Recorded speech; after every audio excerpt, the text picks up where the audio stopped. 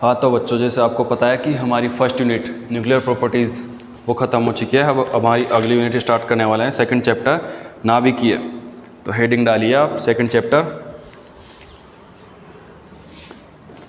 नाभिकीय।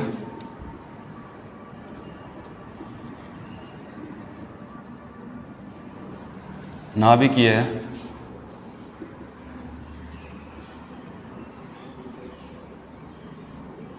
बंधन ब्रैकेट में ऊर्जा, और इंग्लिश में लिख लिए nuclear binding energy.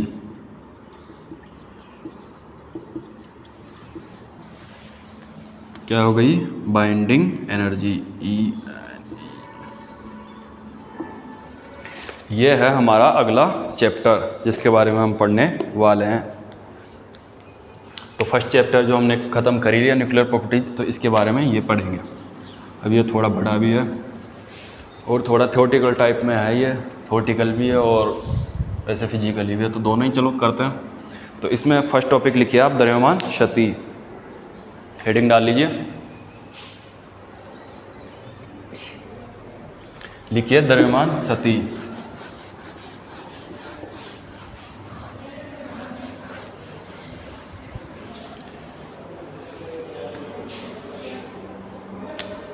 First topic कौन सा है अपना? द्रव्यमान क्षति।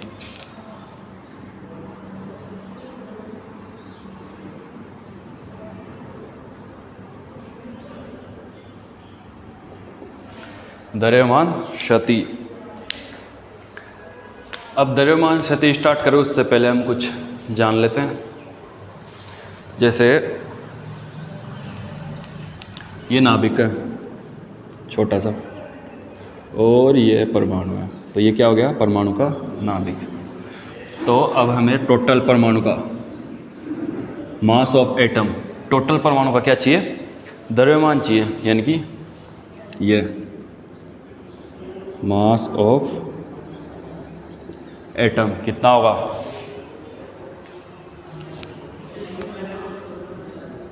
मास ऑफ प्रोटॉन, मास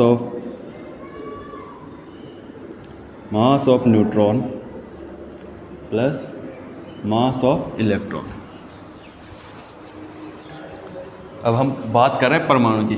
कुछ लोग ये सोच रहे हैं कि सर की द्रव्यमान तो प्रोटॉन और न्यूट्रॉन के बराबर होता है, लेकिन वो होता है किसका? नाभिक का, इसका। क्योंकि नाभिक में क्या होते हैं? Proton plus neutron. लेकिन परमाणु में क्या होते हैं? इलेक्ट्रॉन भी तो होते हैं, इलेक्ट्रॉन। तो परमाणु का क्या हो गया? Proton plus neutron plus electron. तो परमाणु में क्या क्या होते हैं? परमाणु में तो होते हैं ये तीनों, और नाभिक में होते हैं ये दोनों।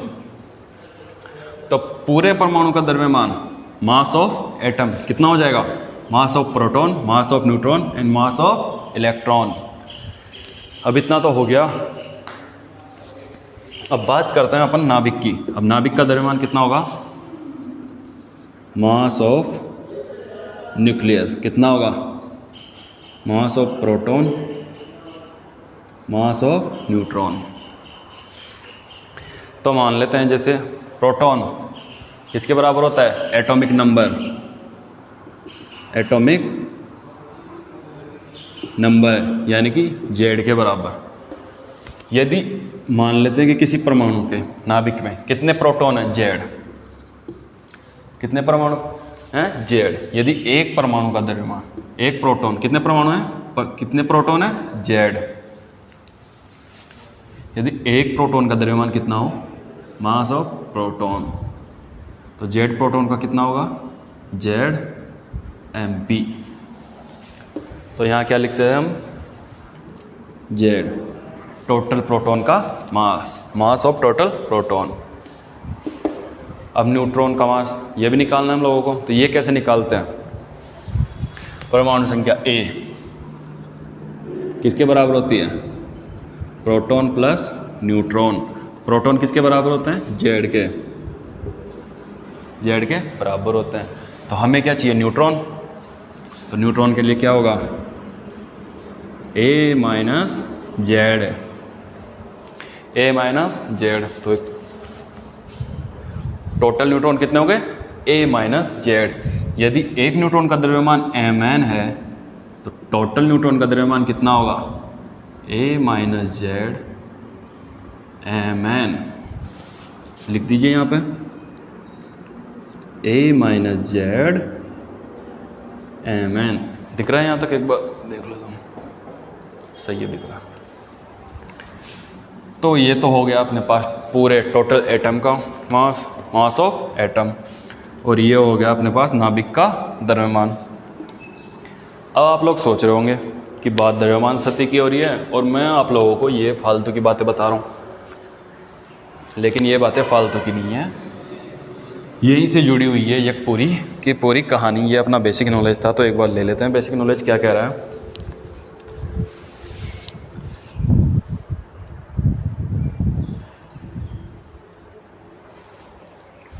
यहाँ से देखते हैं, जो अपने पास टोटल मास ऑफ इसका होता है ना, नाभिक का पूरा द्रव्यमान m होता है ना। जब हम अलग अलग कैलकुलेट करते हैं प्रोटॉन और न्यूट्रॉन का द्रव्यमान, टोटल द्रव्यमान मान लिया इसका 6 है इसका, तो अब हमने क्या किया कि पहले तो निकाला किसका, न्यूट्रॉन का द्रव्यमान, और फिर निकाला प्रोटॉन का द्रव्यमान,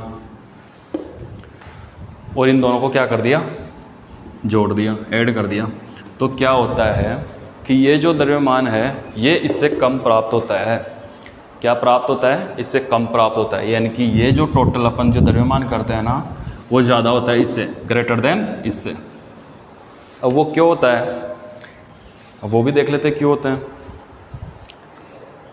यानी कि ये कहना चाह रहा है कि जैसे ये टोटल द्रव्यमान है, ये मान लेते हैं कुछ भी है x y z, तो जैसे अलग अलग पहले लिया हमने, निकाला किसका, प्रोटॉन का द्रव्यमान, और फिर निकाला न्यूट्रॉन का द्रव्यमान। जब इन दोनों को ऐड करते हैं तो ये इससे ज़्यादा आता है, जो कि हमारे पास प्रायोगिक मान है, उस सैद्धांतिक मान है, उससे क्या आता है, ज़्यादा आता है। टोटल, ये टोटल तो होता है नाभिक का द्रव्यमान, जो किससे कम होता है, न्यूट्रॉन और प्रोटॉन का अलग अलग करके हम द्रव्यमानों का निकालते हैं और उन दोनों का ऐड करते हैं, तो इससे क्या होता है, वो ज़्यादा ही प्राप्त होता है। वो क्यों प्राप्त होता है कि जैसे मान लिया ये नाभिक है, और नाभिक में आप लोगों को पता ही है क्या होता है, न्यूट्रॉन प्लस प्रोटॉन होता है। अब इन लोगों को नाभिक में बांधने के लिए एनर्जी तो चाहिए ही, इस एनर्जी को हम बोलते हैं बाइंडिंग एनर्जी।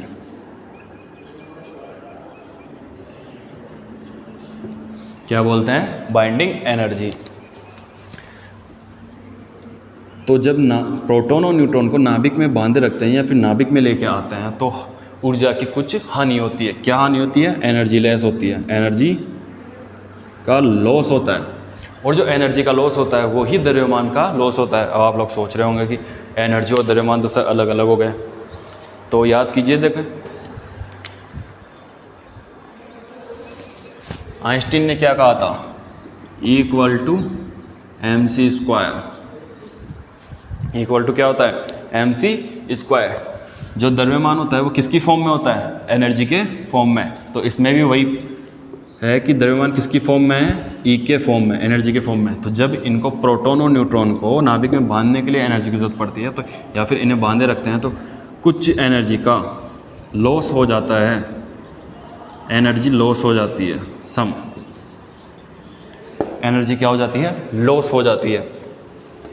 और इस एनर्जी लॉस हो जाती है, यही क्या होता है, द्रव्यमान लॉस, यानी कि इसी को क्या कहते हैं हम, द्रव्यमान क्षति। तो ये तो थी अपनी नॉर्मल बेसिक बातें। अब आगे स्टार्ट करते हैं अपन द्रव्यमान क्षति। मिटा देता हूँ लेकिन रहने देते हैं, काम आएगी। अब आप यहाँ एरो डाल के लिखिए, एरो डाल लेना और लिखिए नाभिक का द्रव्यमान, नाभिक का द्रव्यमान नाभिक में उपस्थित कुल प्रोटॉन तथा न्यूट्रॉन के द्रव्यमानों के योग से कुछ अलग मापित होता है, कुछ कम मापित होता है या कुछ अलग होता है। एरो डाल के लिखिए, एरो डालिए, नाभिक का द्रव्यमान, एरो डाल के लिखिए नाभिक का द्रव्यमान नाभिक में उपस्थित प्रोटॉन व न्यूट्रॉन के द्रव्यमान से कुछ कम मापित होता है, कम मापित होता है। और क्यों मापित होता है, ये पूरी रामायण आप लोगों को मैंने पहले ही समझा दी, तो कोई दिक्कत ही नहीं आएगी। तो सेकंड एरो डाल के लिखिए फिर इसी बात पे। क्या लिखिए, सेकंड एरो डाल के लिखिए, यदि नाभिक में जेड प्रोटॉन, यदि नाभिक में जेड प्रोटॉन, यदि नाभिक में जेड प्रोटॉन तथा ए माइनस जेड न्यूट्रॉन, ए माइनस जेड न्यूट्रॉन, जहाँ ए क्या है, द्रव्यमान संख्या, यह हम लोगों ने पहले कर ली, तथा एक प्रोटॉन का मास mp व न्यूट्रॉन का मास mn हो तो नाभिक का कुल द्रव्यमान। यदि नाभिक में प्रोटॉन, यदि नाभिक में जेड प्रोटॉन हो तथा ए माइनस जेड न्यूट्रॉन हो, तो यदि प्रोटॉन का द्रव्यमान, तो प्रोटॉन का द्रव्यमान mp वह न्यूट्रॉन का द्रव्यमान m हो, तो नाभिक का टोटल द्रव्यमान, तो नाभिक का टोटल द्रव्यमान कितना होगा, नाभिक का टोटल द्रव्यमान कितना होगा, ये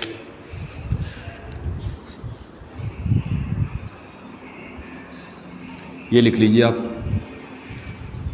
मास ऑफ न्यूक्लियस लिख लीजिए, ZMP plus Mn minus A minus Z, ये लिख लीजिए आप, लिख लिया। अब लिखिए, ये लिखने के बाद में परंतु प्रायोगिक रूप से, परंतु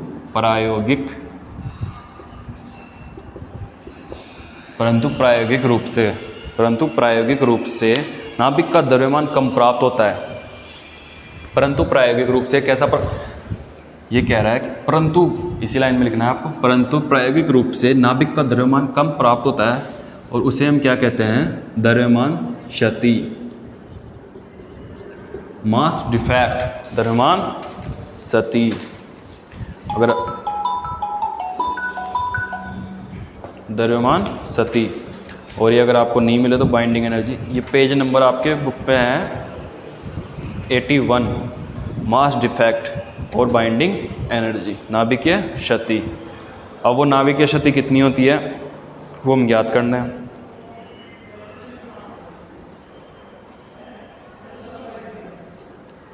यहाँ तक कर लिया, अब मैं इसे मिटा देता हूँ।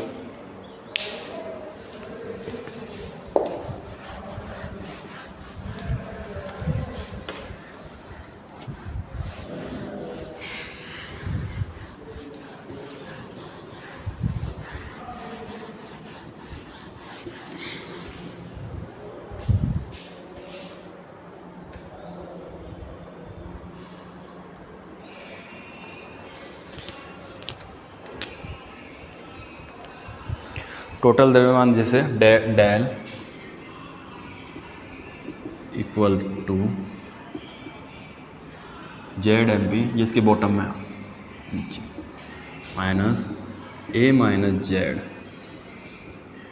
Mn,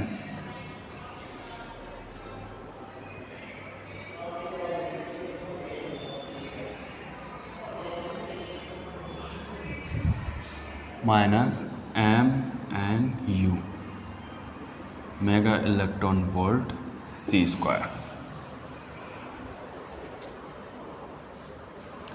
अब इसको दे दीजिए आप इक्वेशन नंबर फर्स्ट।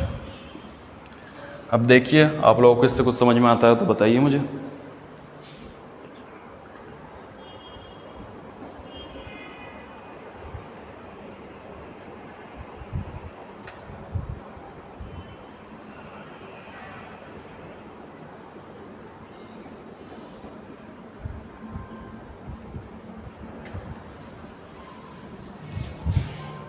इससे क्या समझ में आता है, डेल एम क्या है, द्रव्यमान क्षति, और ZMP और ये क्या है, अलग अलग प्रोटॉन और न्यूट्रॉन का अलग अलग द्रव्यमान है।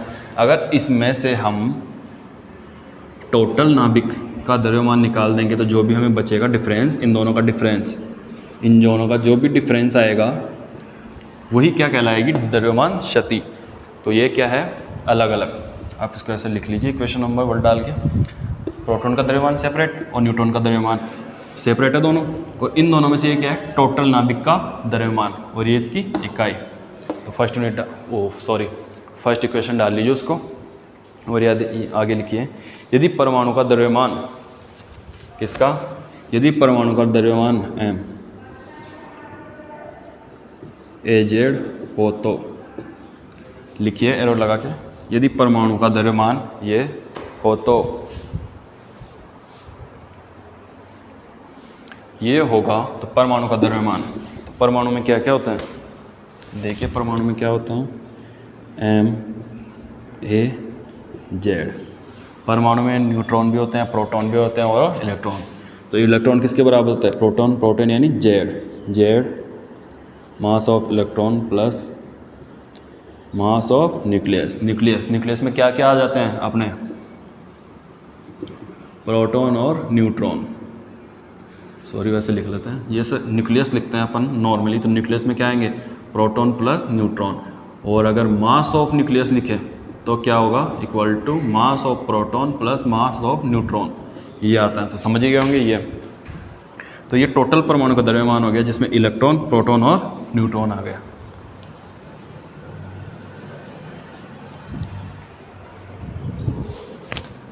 अब यहाँ से हम नाभिक का द्रव्यमान निकाल लेते हैं। तो नाभिक का द्रव्यमान निकालेंगे तो क्या करेंगे, MNU इक्वल टू MZME, निकल गया। इसको दे दीजिए इक्वेशन नंबर 2, इक्वेशन नंबर 2। अब देखिए यहाँ पे M है, NU, और यहाँ पर भी है, तो हमें क्या करना है, इसका मान ले जाके यहाँ पे पुट करना है। तो लिखिए, समीकरण 2 से मान समीकरण 1 में रखने पर, रखिए मान, अब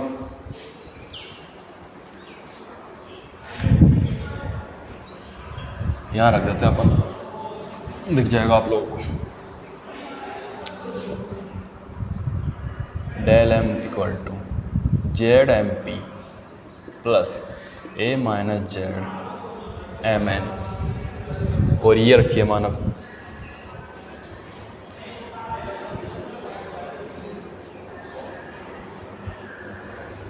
रख लिया, चलो मैं भी रख ही देता हूँ, माइनस MAZ, ये माइनस और ये माइनस कितना हो जाएगा, plus Z mass of electron, mega electron volt C square, mega electron volt C square, mega electron volt C square. यहाँ तक लिख लिया। ये अपना द्रव्यमान क्षति, मास डिफेक्ट कंप्लीट हो गया। यहाँ पे क्या हो गया, कंप्लीट हो गया। यहाँ तक समझ में आ ही गया होगा आप लोगों को, अच्छे से समझाया आपको, बहुत ही अच्छे से, तो कोई दिक्कत होगी नहीं। अगर फिर भी आप लोगों को दिक्कत हो तो फिर आपके पास एक अच्छा सा, सबसे अच्छा हथियार है, कौन सा, कमेंट, कि सर ये समझ में नहीं आया, तो आप उसका यूज कर सकते हैं अपने हथियार का, फिर हम आपको अच्छे से समझा देंगे। अब दूसरा टॉपिक डालिए आप, बाइंडिंग एनर्जी। बाइंडिंग एनर्जी यानी बंधन ऊर्जा, बंधन ऊर्जा, बाइंडिंग एनर्जी। अब बाइंडिंग, बंधन ऊर्जा हो गई, तो बाइंडिंग एनर्जी सबसे पहले तो होती क्या है बाइंडिंग एनर्जी, लिखने से पहले देख लेते हैं। लेकिन अभी इससे पहले हमने द्रव्यमान क्षति पढ़ी, उसमें पढ़ी नहीं वो बाइंडिंग एनर्जी के बारे में थोड़ा सा, फिर भी देख लेते हैं। नाभिक में क्या होते हैं, प्रोटॉन और न्यूट्रॉन।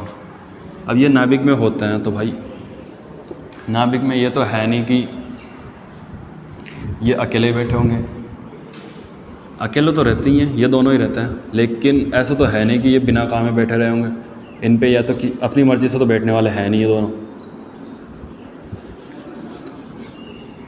तो क्या होता है, प्रोटॉन व न्यूट्रॉन को नाभिक में बांधे रखने के लिए या नाभिक में रखने के लिए या एक साथ रखने के लिए, कैसे भी बात कर सकते हैं अपन, जिस ऊर्जा की या जिस एनर्जी की हमें क्या होती है, रिक्वायरमेंट होती है, उस एनर्जी को क्या बोलते हैं, बाइंडिंग एनर्जी। समझ गए बाइंडिंग एनर्जी क्या होती है?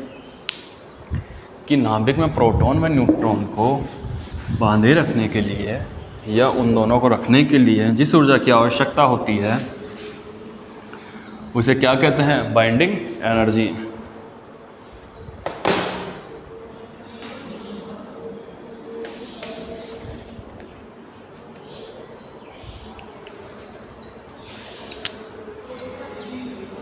जैसे नाभिक ये है, इसमें प्रोटॉन व न्यूट्रॉन है, अगर इन दोनों को हमें बाहर निकालना है तो क्या करना पड़ेगा, जो बाइंडिंग एनर्जी है उससे ज़्यादा एनर्जी या उसके बराबर एनर्जी देनी होगी, जिससे क्या होगा, प्रोटॉन और न्यूट्रॉन दोनों नाभिक से बाहर फुर हो जाएंगे, क्या हो जाएंगे, निकल जाएंगे। तो अब समझ गए होंगे आप लोग। अब थ्योरी है तो वो लिखिए, बाइंडिंग एनर्जी लिखिए।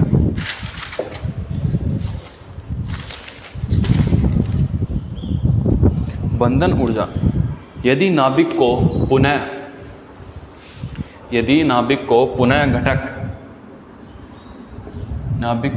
घटक न्यूक्लियनों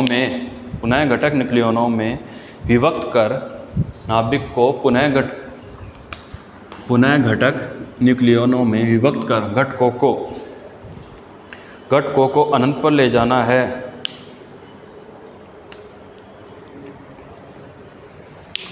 घटकों को कहाँ, अनंत पर ले जाना है, तब इस द्रव्यमान शक्ति के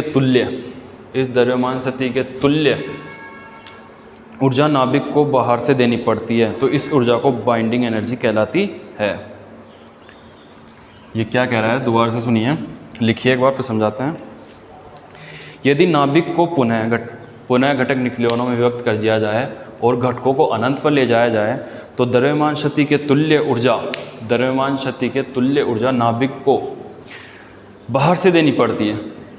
क्या करनी पड़ती है, बाहर से देनी पड़ती है। तो इस ऊर्जा को क्या कहते हैं अपन, बाइंडिंग एनर्जी कहते हैं या फिर बाइंडिंग एनर्जी कहलाती है। एक बार फिर से सुन लीजिए, यदि नाभिक को पुनः घटक न्यूक्लियनों में विभक्त कर दिया जाए और इन घटकों को कहाँ पे, अनंत पर ले जाया जाए तो द्रव्यमान शक्ति के तुल्य ऊर्जा नाभिक को बाहर से देनी पड़ती है। नाभिक को कहाँ से देनी पड़ती है, बाहर से देनी पड़ती है। और इस ऊर्जा को ही क्या कहते हैं, इस ऊर्जा को ही हम कहते हैं बाइंडिंग एनर्जी। बाइंडिंग एनर्जी हो गई।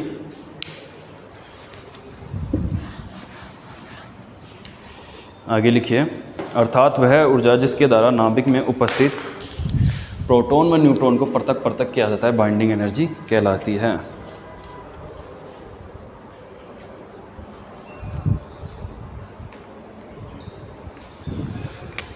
लिखिए रोड लगा के,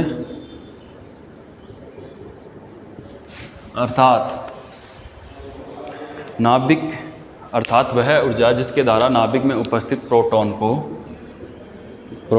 व न्यूट्रॉन को पृथक पृथक करने के लिए किया जाता है, बाइंडिंग एनर्जी कहलाती है। Del E equal to del mc²।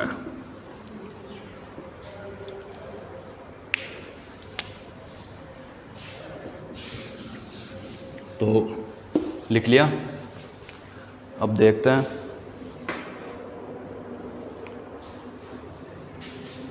सही से लिखिए आप लोग, इसको हटाइए। डेल E इक्वल टू कितना होता है, del E equal to del mc²। और डेल L का हमने मान पहले निकाल ही लिया, द्रव्यमान शक्ति।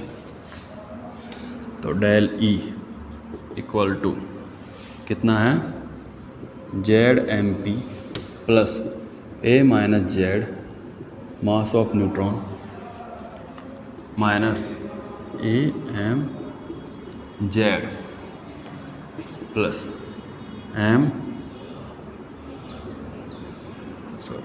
ZME mass of neutron mega electron volt c², इसके मल्टीप्लायर में c²। देख लीजिए ये आ रहा है क्या एक बार, Z का मान ZMP A minus ZMN AZ plus ZME, सही है। तो यहाँ से ये कट गया। तो अब डेल ए की वैल्यू कितनी आ जाएगी, ZMP plus A minus ZMN minus AZ plus ZME, bracket में बंद कर दीजिए इसको, और मेगा इलेक्ट्रॉन वोल्ट, सी से सी कैंसिल आउट, आ गया।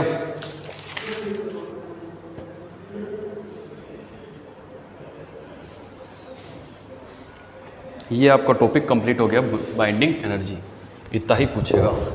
और वैसे कभी न्यूमेरिकल पूछता है तो उसमें जैसे हाइड्रोजन वगैरह इनकी पूछ लेता है, तो एक बार आप लिख लीजिए हाइड्रोजन की बाइंडिंग एनर्जी कितनी होती है। बाइंडिंग एनर्जी ऑफ हाइड्रोजन कितनी होती है, del M multiply mega electron volt AMU, लिख लीजिए, उतार लीजिए। और AMU क्या होता है, एटॉमिक मास यूनिट। पिछली क्लासों में पढ़ाई है, एटॉमिक मास यूनिट। और इसका मान कितना होता है,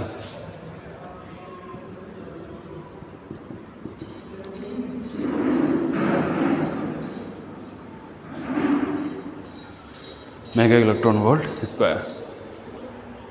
यहाँ तक उतार लीजिए।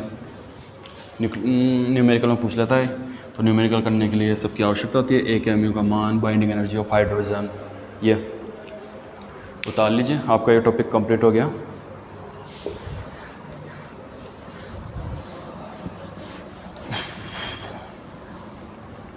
अब जो हमारा अगला टॉपिक है वो है संकुलन गुणांक। क्या है,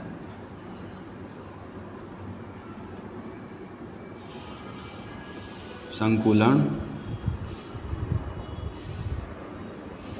गुणांक, पैकिंग फ्रैक्शन, सॉरी फ्रैक्शन क्या है वो, फ्रैक्शन, पैकिंग फ्रैक्शन लिख ही देता हूँ। पैकिंग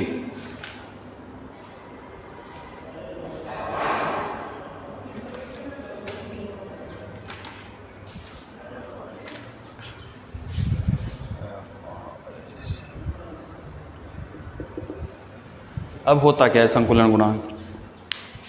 आप अपनी बुक खोलिए और बुक में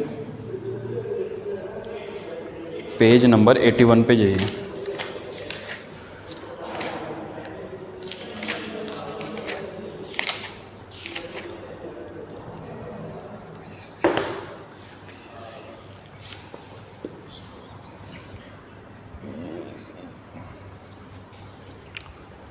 पेज नंबर कितना है, 82, और इस पे है लिखा पैकिंग फ्रैक्शन। तो ये क्या कह रहा है, इसकी थोड़ी एक डेरिवेशन है वो लिख लीजिए।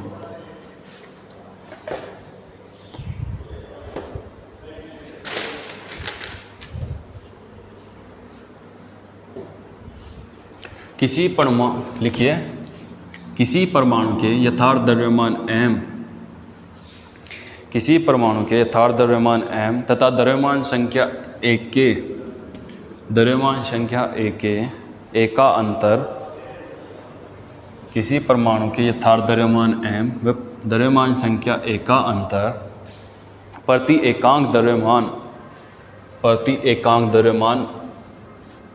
उस परमाणु का संकुलन गुणांक कहलाता है। क्या कह रहा है ये, देखते हैं क्या कह रहा है। देखिए लिखते भी जाइए आप लोग, जिसे ना लिखा हूँ।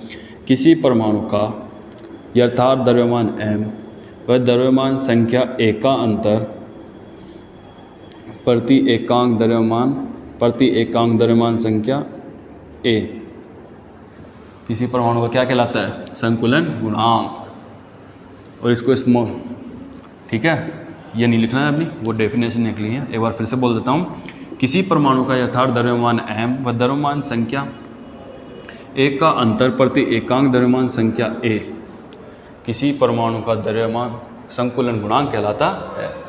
और एरो लगा के लिखिए, इसे स्मॉल f से रिप्रेजेंट करते हैं, इसे स्मॉल f से रिप्रेजेंट करते हैं। तो स्मॉल f इक्वल टू क्या हो गया? ये।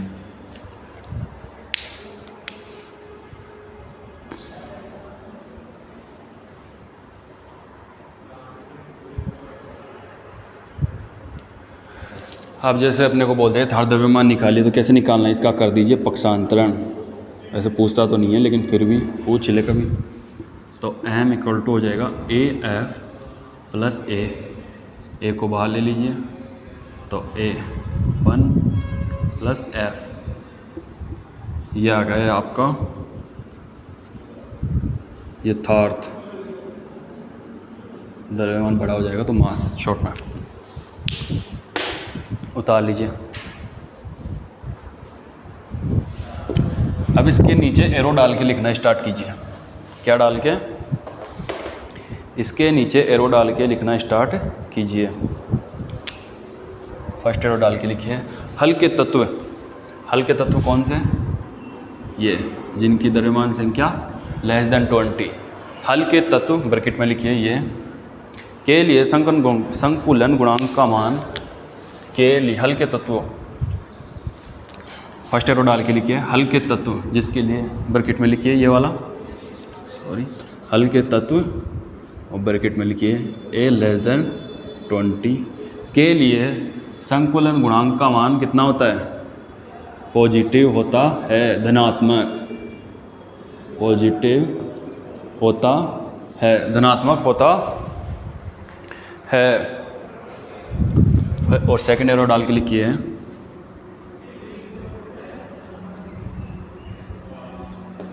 ये, लिखिए के लिए संकुलन गुणांक का मान, के लिए संकुलन गुणांक का मान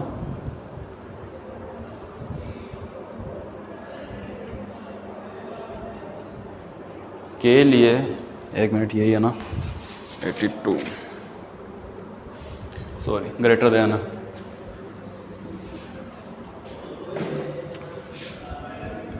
जब द्रव्यमान संख्या 180 व 20 के मध्य होती है, 20 के मध्य होती है, तो लिखिए एरो डाल के ये डालिए के लिए संकुलन गुणांक का मान कितना होता है? नेगेटिव होता है।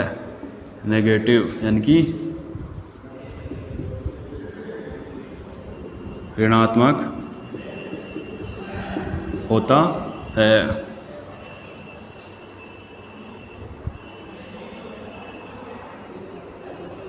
थर्ड एरो डाल के लिखिए ए ग्रेटर देन 180 के लिए, ए ग्रेटर देन 180 के लिए संकुलन गुणांक का मान, संकुलन गुणांक का मान धनात्मक होता है।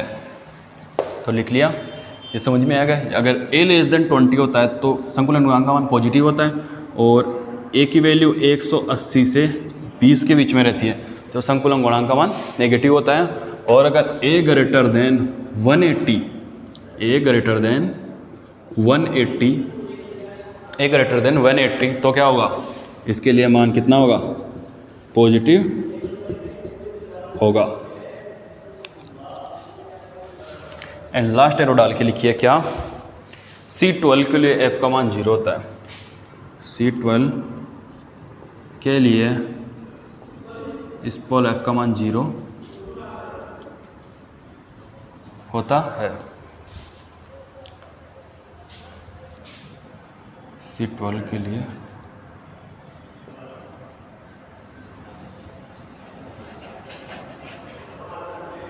स्मॉल f का मान कितना होता है?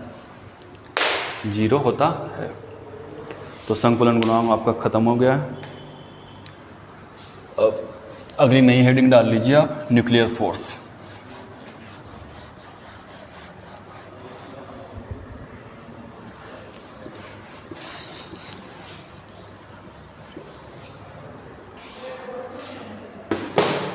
Nuclear force.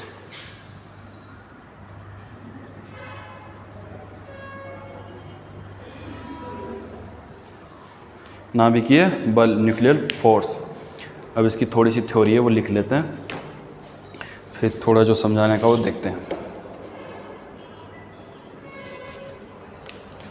हम जानते हैं नाभिक में न्यूक्लियन कण उपस्थित होते हैं। नाभिक न्यूक्लियन यानी कि प्रोटॉन और न्यूट्रॉन ये उपस्थित होते हैं। ये दो प्रकार से उपस्थित होते हैं। अब कैसे होते हैं वो लिखते हैं। तो इसी बारे में न्यूक्लियर फोर्स लिखिए, आप लिखना स्टार्ट कीजिए। हम जानते हैं कि नाभिक में न्यूक्लियन कण उपस्थित होते हैं। नाभिक में न्यूक्लियन कण उपस्थित होते हैं जो दो प्रकार के होते हैं। सही बात है, दो प्रकार के ही होते हैं, न्यूट्रॉन और प्रोटॉन। नाभिक में न्यूक्लियन कण उपस्थित होते हैं जो दो प्रकार के होते हैं। अब लिखिए आप आगे, एरो डाल के लिखिए, फर्स्ट एरो डाल के लिखिए यूँ।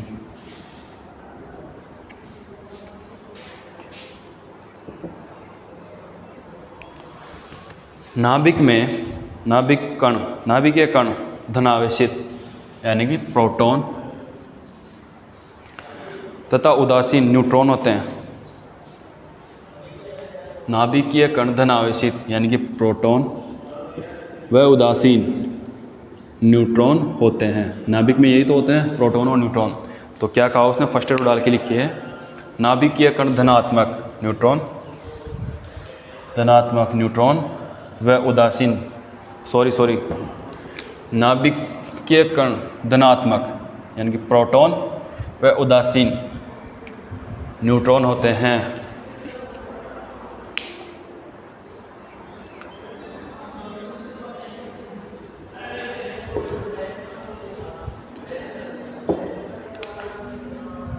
अब नेक्स्ट एरो डाल के लिखिए।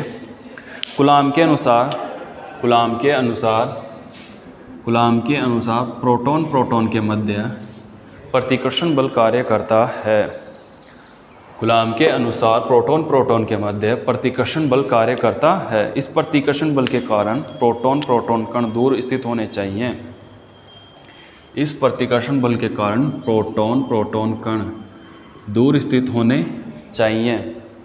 अर्थात नाभिक का आकार कैसा होना चाहिए, नाभिक का आकार बड़ा होना चाहिए, क्योंकि नाभिक में ये होगा प्रोटॉन और प्रोटॉन, तो इन दोनों के बीच में प्रतिकर्षण होगा तो इनका क्या होगा, अब आकार बढ़ता जाएगा। तो लिख लिया, अर्थात नाभिक का आकार बड़ा होना चाहिए। नीचे लिखिए, नाभिकीय संरचना के अनुसार नाभिक का आकार फर्मी -15 कोटि का होता है। लेकिन ये तभी संभव है जब नाभिक में एक परबल आकर्षण बल कार्य करे।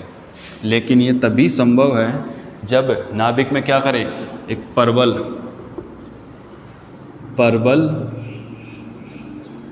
आकर्षण बल कार्य करे। ये तभी संभव है जब नाभिक में एक प्रबल आकर्षण बल कार्य करे, क्योंकि यह प्रबल आकर्षण बल न्यूक्लियनों को बंद अवस्था में रखता है या बांधे हुए रखता है, बंद अवस्था में रखता है। और यह प्रबल आकर्षण बल ही नाभिकीय बल कहलाता है। और यह प्रबल आकर्षण बल ही नाभिकीय बल कहलाता है, न्यूक्लियर फोर्स। हो गया।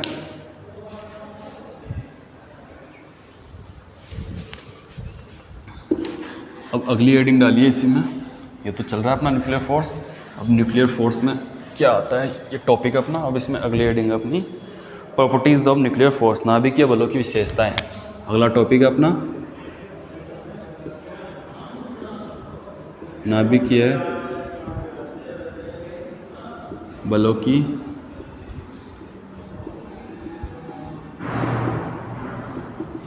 विशेषताएं। नाभिकीय बलों की विशेषताएं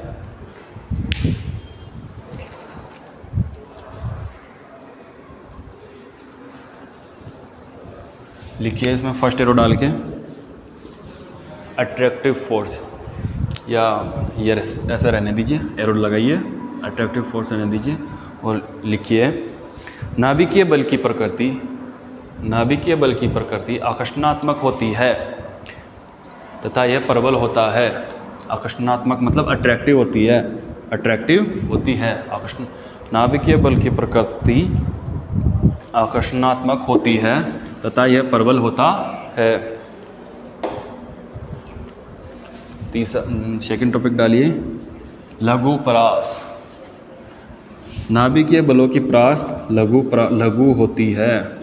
नाभिकीय बलों की परास लघु होती है क्योंकि जो नाभिकीय फोर्स होता है वो नाभिक के अंदर क्या करता है, कार्य करता है। और नाभिक कितना छोटा होता है, वो छोटा होता है। और नाभिकीय बल नाभिक के वार्स कितना होता है, 0।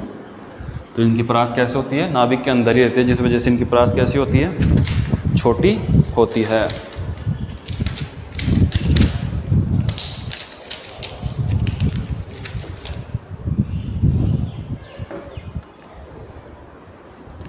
लिख लीजिए आप ये बात भी, क्योंकि नाभिकीय फोर्स, क्योंकि नाभिकीय बल नाभिक के अंदर ही कार्य करता है और नाभिक का आकार फर्मी कोटि का होता है, यानी कि बहुत ही छोटा होता है। क्योंकि नाभिक बल नाभिक के अंदर कार्य करता है और नाभिक का आकार फर्मी कोटि का होता है।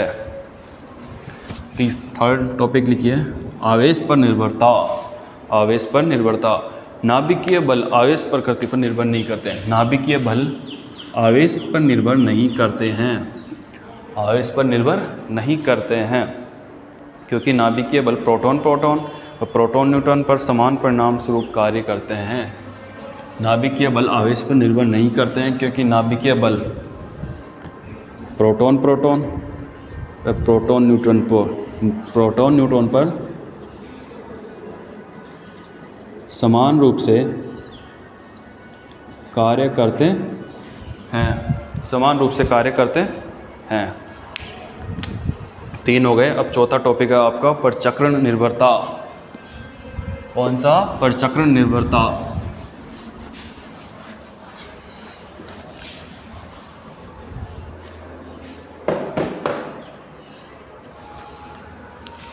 अब लिखिए, परचक्रण निर्भरता में न्यूक्लियर फोर्स यानी कि नाभिकीय बल न्यूक्लियनों की चक्रण क्वांटम संख्या एस पर निर्भर करते हैं। किस पर निर्भर करते हैं, जो न्यूक्लियन होते हैं उनकी चक्रण क्वांटम संख्या एस पर निर्भर करते हैं तथा नाभिकीय कणों के लिए चक्रण के रूप में परचक्रण, और नाभिकीय बलों के लिए चक्रण के रूप में परचक्रण I3 उपयोग में लेते हैं।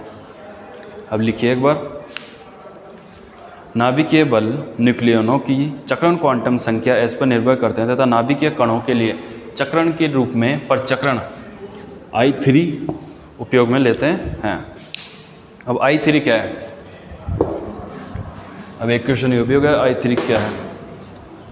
जैसे अपने 3 घटक होते हैं X, Y और Z, किसी भी चीज़ का, किसी भी मतलब की, जैसे I का ही मान लिया, तीनों की दिशा में हम घटक लेंगे तो जैसे I का X में क्या हो गया, IY, Y के में Y और IZ। तो I3 यानी कि इसका थर्ड घटक लेना है, तो I3 यानी कि IZ। ये क्या कहना चाह रहा है, I3 यानी IZ, ZX के अनुदिश इसका घटक। और इसका मान फिर आप लोगों को पहली क्लास में मैंने बताई दिया क्या होता है। प्रोटॉन के लिए तो इसका होता है +Y1 1/2 proton, only for proton. और -1/2 होता है, वो होता है न्यूट्रॉन के लिए, न्यूट्रॉन के लिए। अगर जिन्होंने पहली क्लास ना ली हो तो वो यहाँ देख ले कि प्रोटॉन के लिए तो +1/2 होता है और न्यूट्रॉन के लिए कितना होता है, -1/2। अब इसका आखिरी लिखिए, संतृप्तता।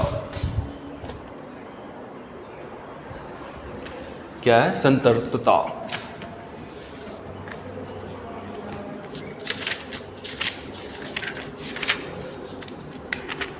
एक मिनट,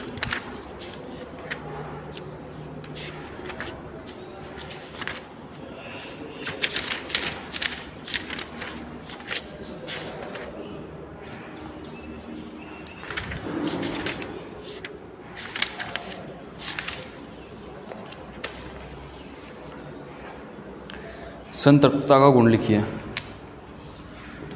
5वां टॉपिक डाल के लिखिए, संतृप्तता का गुण। मैं लिख देता हूँ।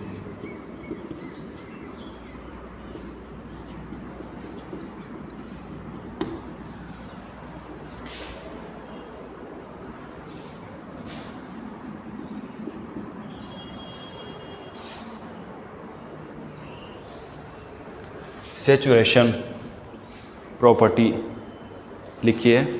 नाभिकीय बलों में संतृप्तता का गुण होता है। नाभिकीय बलों में संतृप्तता का गुण होता है, अर्थात किसी न्यूक्लियॉन पर नाभिकीय बल लिखिए, अर्थात किसी न्यूक्लियॉन पर नाभिकीय बल उस न्यूक्लियॉन के सबसे नज़दीकी न्यूक्लियॉन के द्वारा लगाया जाता है। उस न्यूक्लियॉन के सबसे नज़दीकी न्यूक्लियनों द्वारा लगाया ही जाता है। अन्य दूरस्थ नाभिकों द्वारा यह बल नगण्य होता है। अन्य दूरस्थ नाभिकों के द्वारा यह बल कैसा होता है? नगण्य होता है। संतृप्तता का गुण फिर एक बार फिर से सुन लीजिए। नाभिकीय बलों में संतृप्तता का गुण पाया जाता है, अतः किसी न्यूक्लियॉन पर नाभिकीय बल उसके सबसे नज़दीकी न्यूक्लियॉन द्वारा ही लगाया जाता है। अन्य दूरस्थ न्यूक्लियनों द्वारा बल कितना होता है? नगण्य होता है। यहाँ तक लिख लिया। अब देखिए,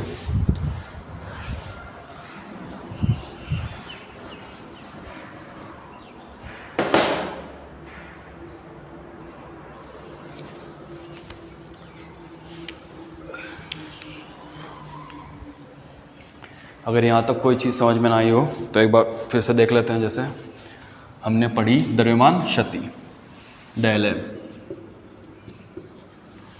एम, तो वो क्या होती है? जैसे हम नाभिक का द्रव्यमान लेते हैं, नाभिक के द्रव्यमान में से अगर सेपरेट, जैसे प्रोटॉन और वह न्यूट्रॉन, इन दोनों का द्रव्यमान क्या करते हैं? इक्वल करते हैं, तो ये द्रव्यमान क्या होता है? ज़्यादा होता है। तो नाभिक का द्रव्यमान प्रोटॉन व न्यूट्रॉन के द्रव्यमान से कितना प्राप्त होता है? कम प्राप्त होता है। यही चीज़ हमने देखी। अब आपका अगला टॉपिक है basic property of nuclear force.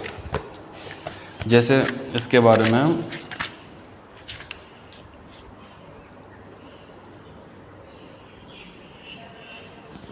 ये जो न्यूमेरिकल है आपको दे रखे हैं बाइंडिंग एनर्जी ज्ञात करवाने के लिए।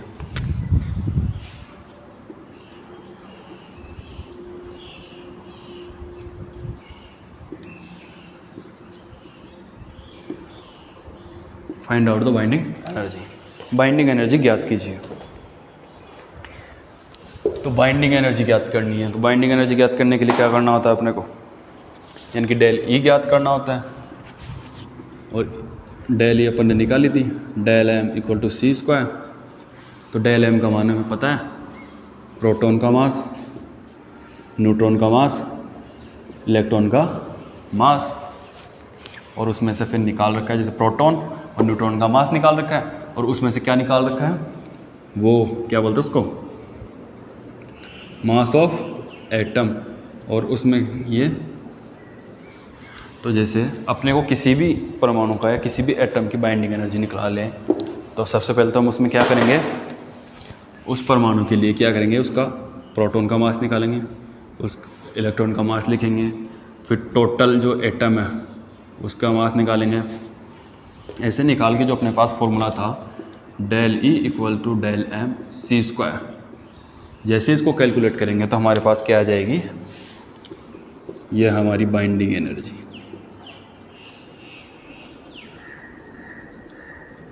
बाइंडिंग एनर्जी हम क्या कर लेंगे? ज्ञात कर लेंगे।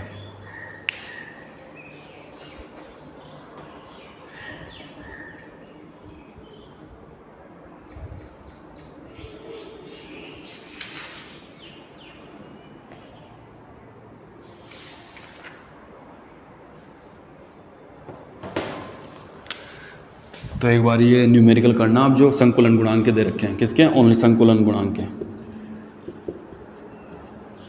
जो आपका टॉपिक है, पेज नंबर कितना है मैं देख के बता देता हूँ, 82, पेज नंबर 82 है, जहाँ से संकुलन गुणांक स्टार्ट है, और उसके नीचे न्यूमेरिकल दे रखे हैं। तो ये न्यूमेरिकल आपके एग्ज़ाम में आता है, तो आपको करना है, और करना क्या है? उनमें कुछ नहीं निकालेगा, नहीं, सिर्फ बाइंडिंग एनर्जी निकालनी है। और बाइंडिंग एनर्जी कैसे निकालनी है वो आपको फॉर्मूला बताया था। एक बार फिर से दिखा देता हूँ फॉर्मूला क्या था।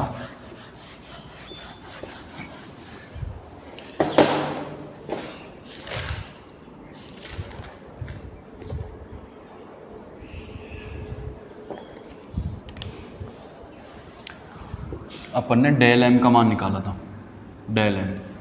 तो बाइंडिंग एनर्जी के लिए क्या किया फिर अपन ने, डेल ई का मान निकाला था।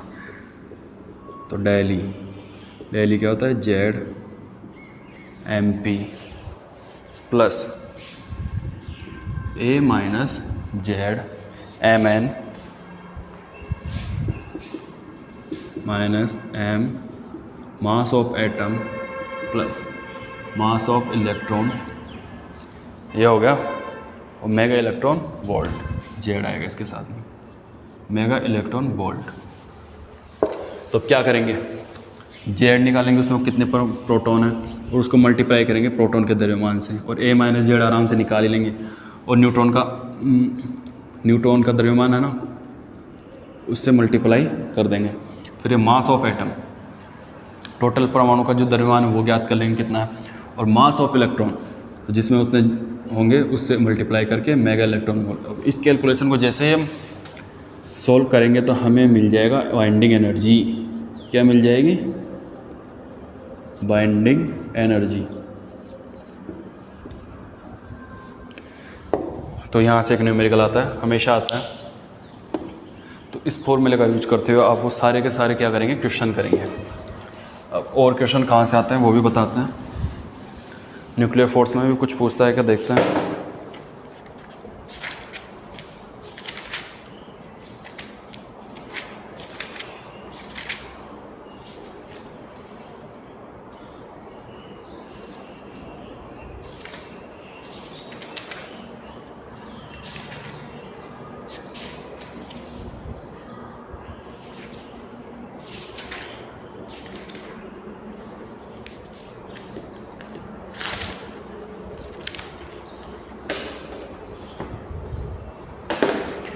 तो आपकी आज की क्लास यहीं से ख़त्म होती है।